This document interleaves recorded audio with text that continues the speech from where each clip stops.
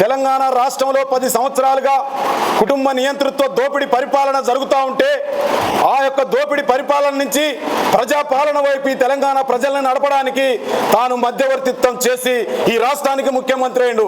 30 సంవత్సరాలుగా మాదిగ జాతిని అడ్డం పెట్టుకొని మాదిగల జాతి ద్రోహిగా ఉన్న నువ్వు ఈ రోజు గ్రామాలలో మాదిగలు నిన్ను ఉరికించి కొట్టే స్థాయికి దిగజారినావంటే నువ్వు ద్రోహం చేసి మాదిగల ద్రోహిగా మిగిలిపోయినావు.